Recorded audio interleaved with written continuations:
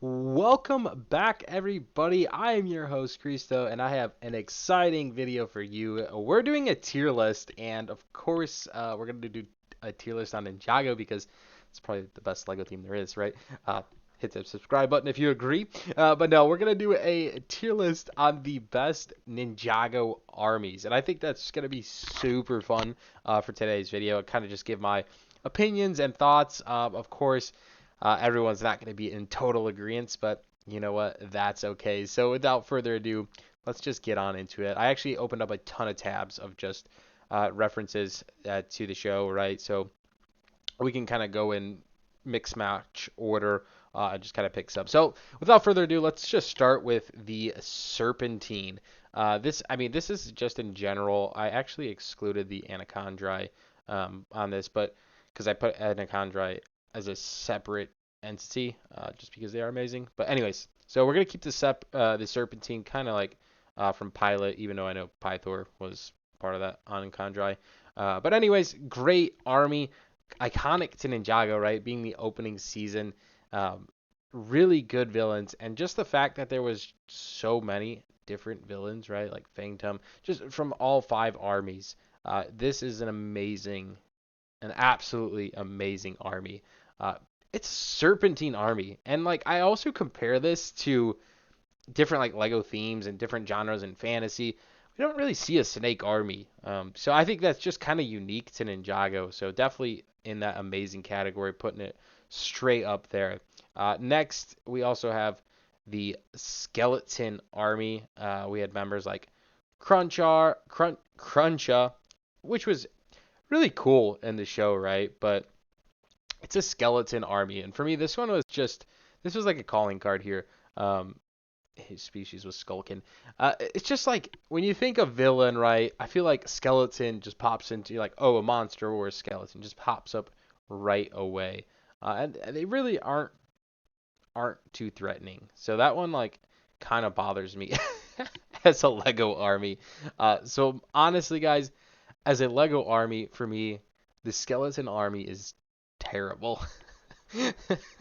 And I don't know. Maybe I don't know how everyone else feels about that. I'm going off my own opinions and thoughts. But please, I want to hear your guys' thoughts as we continue to make this list. Anyways, so that was the skeleton army. Nice, quick, simple one to get that one out of the way. The stone army. This is where like Ninjago take a little bit different aspect. So you jump into rebooted, right? And what a season that was, right? But they had the Stone Army and oh my God, Stone Samurai Warriors with General Kozu. Oh my God, it was just such a good Ninjago season. Come on, look at the suit of General Kozu. Wow, just amazing. I would personally love to make an entire army out of like genuinely out of Lego. I have like 5, 6 of these guys, but I mean that's not nearly enough. I'm talking like hundreds of these to make a crazy Ninjago army. So that one's pretty sweet. Just from a great season. So let's go ahead and jump back to our tier list. And I don't know why it's so slow today. And find these guys. So there's your General Cozy with the Stone Army. I think the Overlord's actually thrown in there as well. So that's pretty good. We're gonna put that all the way onto the decent list. It's not amazing, but it's pretty decent, and it's not quite meh. You know, it's not a meh list. So I thought that was a funny one, a funny name for that. Okay, the Nindroid Army. The Nindroid Army from Rebooted. I think I said the Stone Warrior Army was from Rebooted. I apologize there. The Nindroid Army from Rebooted. Um, they were so awesome in Rebooted, but then we saw them in like successor seasons, and it's like they couldn't even like during the Jin, right? Like season 6, when the Jin came into these ninjoids that were like the ninja couldn't defeat. All of a sudden they were just powerless. They were just like getting flicked on and gone. So for me that was like that's just something I considered on the Nindroid army. And again, their mascots are so cool, right? And like, come on, Nindroids that are a ninja and a droid and just like amazing. They're awesome. but they do have their faults, and that was a big one for me, is just seeing their powers go absolutely useless later throughout the season. So, where'd they go? Where did they go? There's Sons of Garmadon. Oh my God, I lost him, guys. Am I going crazy here? I don't. Maybe we don't have the Nindroids on here.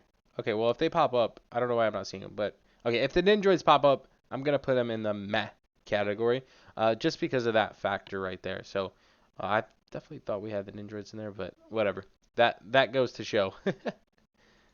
All right, the Anachondri for me are one of the most. I mean, they're not for me. They are one of the most powerful armies in existence, and of course they are part of the Serpentine, which makes them even higher up on the list.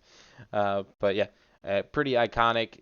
Show up time and time again throughout Ninjago history, right? So Pythor being probably one of the most decorated Serpentine across Ninjago is of course an Anachondri, and uh, from like the Departed Realm in season 5, the Anachondri Real Warriors coming back. That was pretty awesome season. So for me, this is a perfect balance of warriors for an army.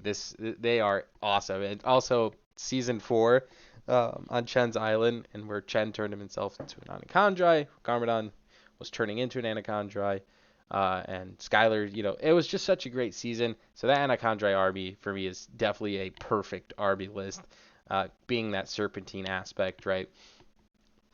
All right, let's jump into the rest of season 5 on the Ghost Warriors, with your main villain Moro, and the preeminent. What else does it say in here, really quick? Of course, it took place in the city of Styx. Anyways, the Ghost Army was pretty awesome. They're definitely making it onto the decent list, and I like that they were so vulnerable. So I really like that they were vulnerable to water, right?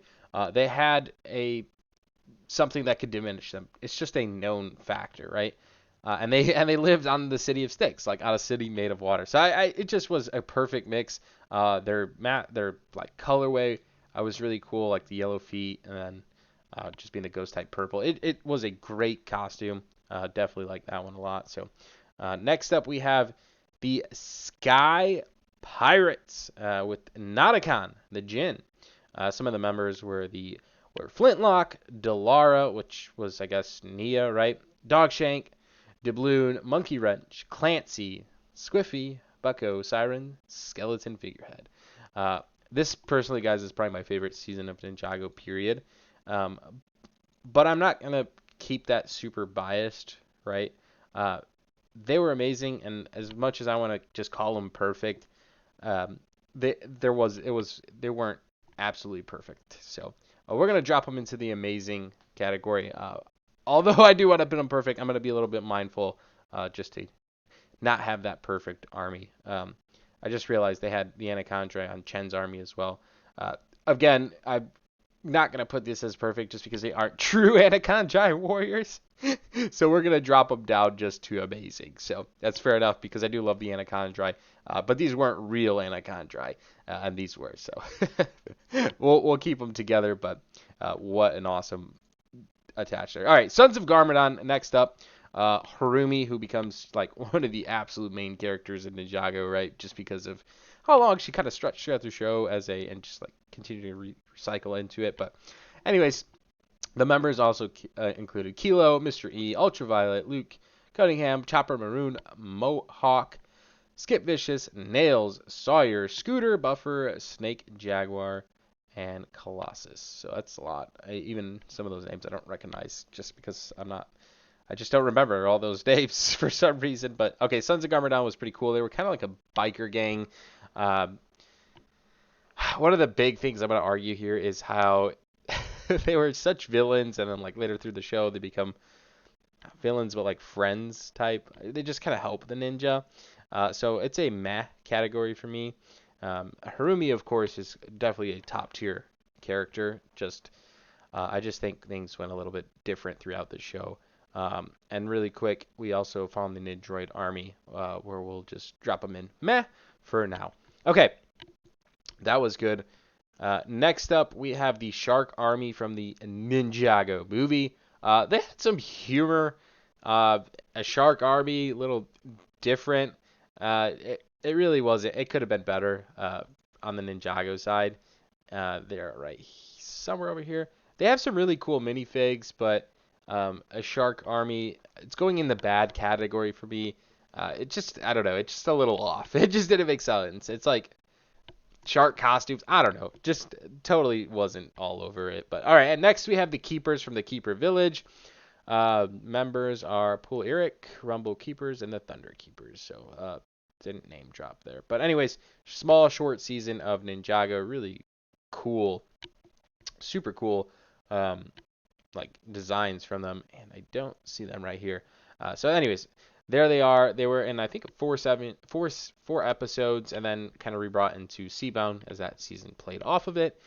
Really, really cool. It just kind of was different how they were villains against the ninja, and then friends, right, helping. So they are definitely in the meh category for me, almost to the decent mark, but not just bad. So I actually do really like their suits and that kind of purple color. I like that they come in like all shapes and sizes, right? Like different hats and just kind of like your tiki vibe. So pretty sweet. But that takes us into Sea Bound, where we had Calamari, King Calamar, and he had his Serpentine warriors. They were Serpentine, right? And I believe the city was called. I just dropped that in there, but what was the city was Merlopia, I believe. I don't see that anywhere. But yeah, so the city of Merlopia is where this all took place. And Calamar, I thought, was a really pretty awesome villain. But his squad, his army was, to be honest, pretty meh. And maybe even below that, into the bad category. Not terrible. I mean, they were part of the Serpentine. They just kind of felt powerless to me. So you know what? They could be in the bad to terrible category. They're definitely dropping off the Mac because they're not as good as like the Sons of Garmadon. So I'm really dropping them down into the terrible. They really weren't that powerful. So yeah, definitely interesting one. Next up we have the Geckos and the Months, and this is from the Master of the Mountain season. We're kind of really focused on Cole, but really, really awesome season. But they kind of were, contradicting each other and fighting with each other the whole time, and ended up fighting against I think it's the Awakened Warriors. So these guys right here, this is all kind of playing into one kind of army, the army of Shintaro. So you had your Geckos, your Months, and then your Awakened army. So let's kind of categorize that. The Awakened Army, for me, I mean, aside from having all the Vengestone, they weren't as powerful. They were just kind of meh to bad ratio.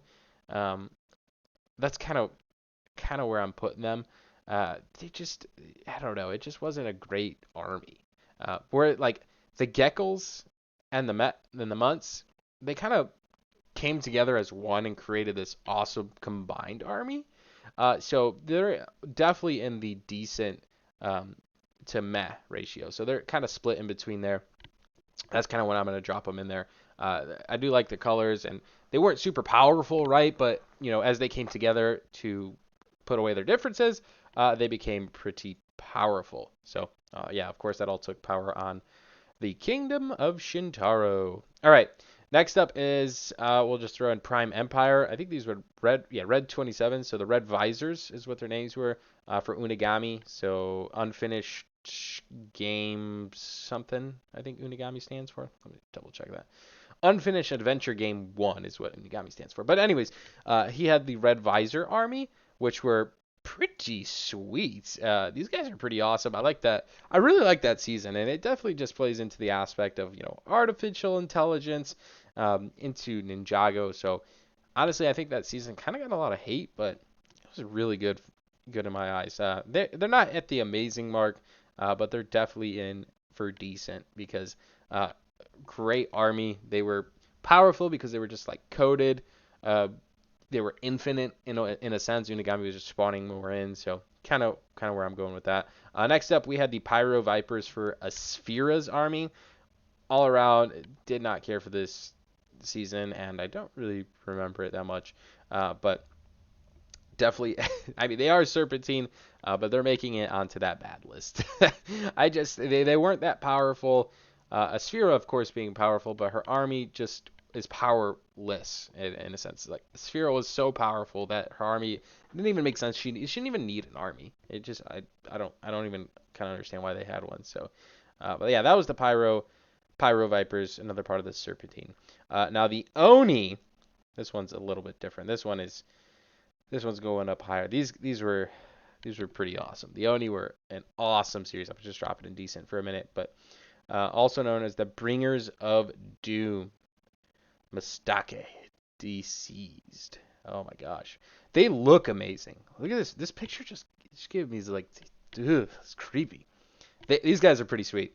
Gosh, the all dark suits. Oh my god. Yeah, they're definitely making it onto the amazing list for me as an army. I definitely wish I bought some more of these Lego minifigs while they were out. Next up, we'll do the Crystalized Army. Again, a pretty powerful army, being Serpentine and whatnot. And the last season in Ninjago, which was pretty awesome season, right? They're definitely going on the decent list. They look amazing in that pink. They're not. It wasn't an amazing army, not an amazing army building. I mean, I guess you can just kind of build infinite of them, but again, the Overlord being just the absolute strongest. So in that decent to meh ratio, definitely a little bit higher than some of the other Serpentines down here. Just I think their suits look quite awesome. So that's definitely kind of why I'm picking that one up a little bit. Next up, from the Hands of Time, we had the Vermilion Warriors. So check these guys out. This was, for me, just about perfect. I absolutely loved the Vermilion Warriors from the Hands of Time. They were so powerful. When I watched that season, I didn't even think the ninja were ever gonna like make it out of that that season. It just felt impossible dealing with the Hands of Time, right? Crux and Necronics, and their army was just as powerful. I felt like as them. So definitely putting that one up there. Then in the next one we had the Blizzard Samurai, and this is arguably my top 3 Ninjago seasons ever. They're perfect in my eyes.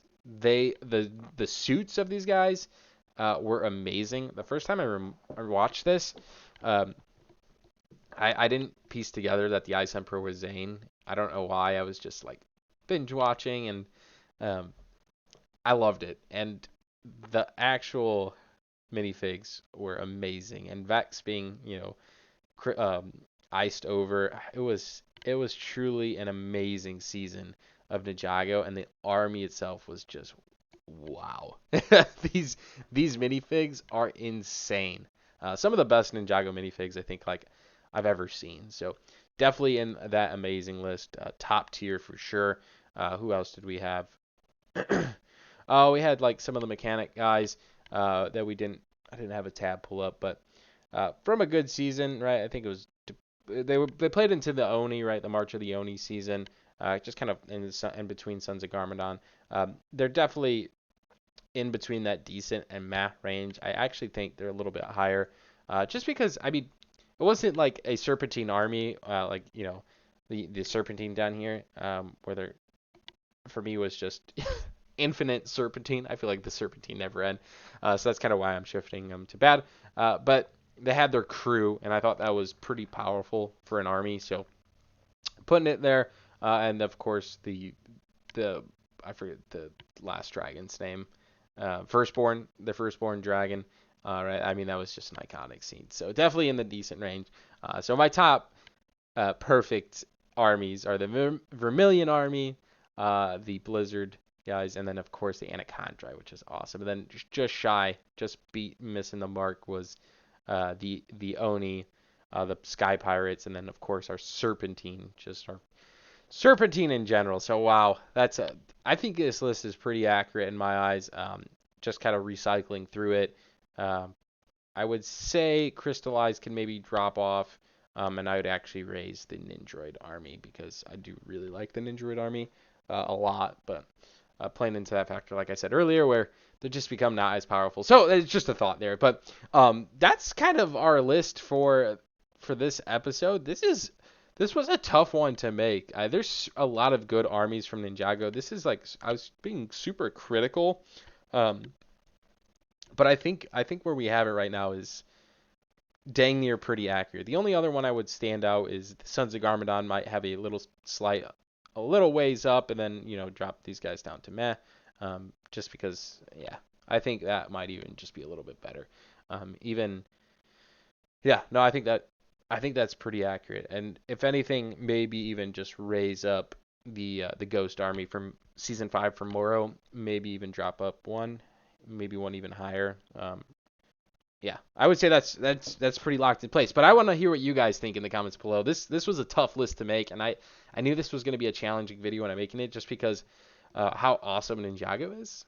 Preach to Ninjago fans, but how just awesome the different armies, how just different some of these villains and armies are. It was pretty sweet. So let me know what you guys think. What's your top 3 or top 5 and your top 3 worst, or however you want to let me know in the comments below. I'm really curious. Maybe we can recap and do another tier list where we rank Ninjago seasons. I'm definitely have another Ninjago one planned where I think I forget what I was going to do. I think I was going to do just Ninjago villains, and I think that might be a little bit more selective. So if you were interested in that, let me know in the comments below. As always, guys, I'm your host, Christo from Stud City. Thanks so much for watching. We'll see you in the next video.